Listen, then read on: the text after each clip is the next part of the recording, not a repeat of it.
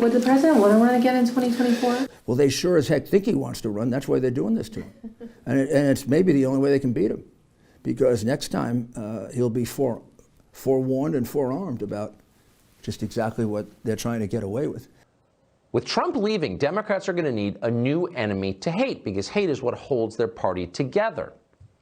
Unfortunately for you, they've now decided that enemy is the entire Republican Party and all of its voters, roughly half the country.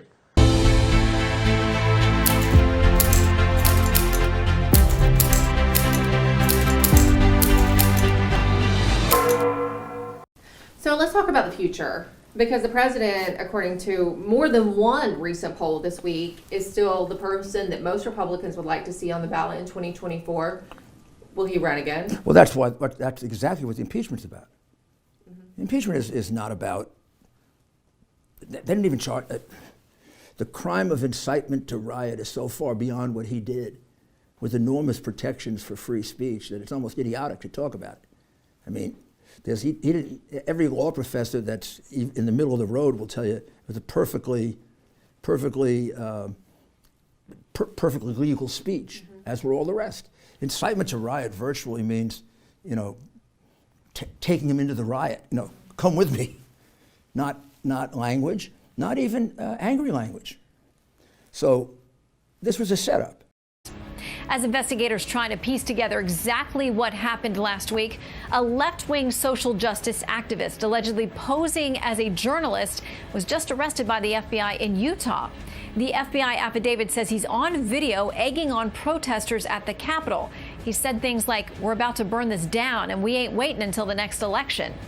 Well, and McConnell says he doesn't know how he's going to vote, which means McConnell might be leaning towards actually convicting the president. Does he want to do that? Does McConnell want to end a possibility of the president running again in 2024? I can't speak for Senator McConnell. I'm very disappointed in him. Very disappointed in the things that he did, the things that he said. He knows better. He's a smart enough man, to know that this terrible thing that happened at the Capitol wasn't caused by the president. And this is a terrible thing to do to a man who served his country the way President Trump has. Would the president want to run again in 2024? You don't know the president. I mean, I can't say for sure. 4 years is a long time. But, well, they sure as heck think he wants to run. That's why they're doing this to him. And on the impeachment, it's really a continuation of the greatest witch hunt in the history of politics.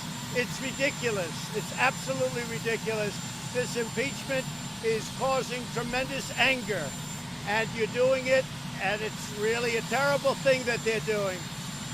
For Nancy Pelosi and Chuck Schumer to continue on this path, I think it's causing tremendous danger to our country, and it's causing tremendous anger. And it's maybe the only way they can beat him, because next time he'll be forewarned and forearmed about just exactly what they're trying to get away with. And I predict over the next year, a lot more information will come out about this. He spent his whole career acting unethically and misusing his son as a bagman to collect millions and millions from a crooked Ukrainian oligarch who was paying off Joe. He wasn't paying off the big guy.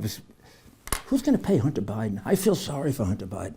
The guy's been an addict all his life, and his father has made it worse by putting him in that horrible business he had him in. So does President Trump appoint a special counsel before he leaves office? That's up to President Trump. I mean, the reality is he could appoint a special counsel, and Biden could remove that special counsel in a minute. So it doesn't really make a difference if he does, No, right? and I think the press, if Biden did it, it'd be the right thing to do.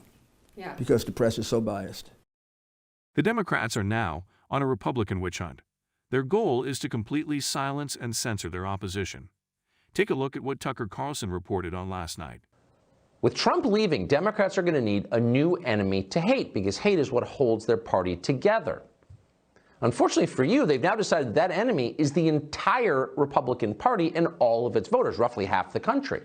And if you think we're overstating it, watch Congressman Patrick Maloney of New York 2 days ago on MSNBC suggest that Republican lawmakers are so evil and so dangerous that it's possible one of them could smuggle a gun into Joe Biden's inauguration and shoot the president-elect dead as he's taking the oath of office. He said that. Watch. It's a sad reality that we find ourselves at a place where the enemy is within, and we cannot trust our own colleagues. But now we can't be sure a member of Congress won't bring a gun to the inauguration.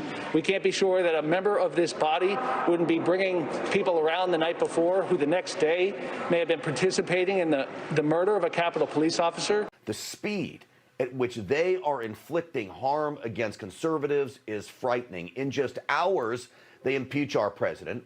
No hearings, no waiting for the investigations to conclude, no fast and furious vindictive strike. Congressman Eric Swalwell, though, agrees with this wholeheartedly.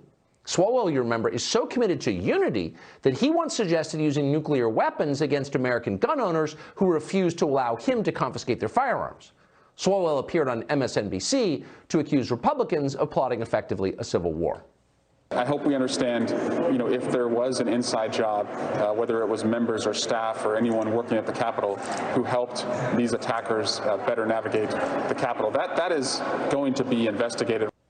Yeah, so the guy with the painted face and the Viking hat and the Chewbacca outfit was part of an inside job. It was a coup attempt. And that's going to be investigated, says Swalwell. Investigated. And you know what that means. Get ready for the paramilitary SWAT teams arriving in pre-dawn raids with CNN camera crews in tow. Roger Stone was just a preview. They know exactly what they're doing. Why do you think these left-wing propagandists are pushing so hard for a Trump-led third party? Because it will secure a Democrat victory in 2024. I know that is not what you all want to believe. But here's what I do. I do the math. 74 million Americans couldn't get it done this time. And yes, all the evidence of fraud hurt us. But not all 74 million are fervent Trump supporters. Many of them were just smart enough to know Joe Biden would be a disaster. Even Democrats considered Joe Biden a sad old fool, worn out, empty, and confused. Joe Biden didn't seem scary. That was not a small thing in a year when our core institutions appeared to be falling apart. Biden's PR team told voters that Donald Trump was a divisive figure. Even many of Donald Trump's own voters had to admit there was some truth in that. So Biden pledged to be the opposite. Biden promised to be America's gentle grandfather, gathering the nation around the hearth, soothing hurt feelings. Biden promised to unite the country. He said so again and again. You want us to hear one another again, see one another again, respect one another again. So let's begin the work to heal, to unite. Before long, Biden was on TV comparing sitting U.S. senators to Nazis. Last week, as thousands of Trump supporters gathered in Washington and tens of millions more of them watched on television, Joe Biden made certain to remind every one of them that they voted for a disgusting man, probably because they're disgusting too. Maybe you're not the loving grandfather dispensing wisdom in front of the fire. Maybe that's not the presidency we're actually getting. Maybe we shouldn't be surprised because the real Joe Biden has a tendency to scream at people who disagree with him.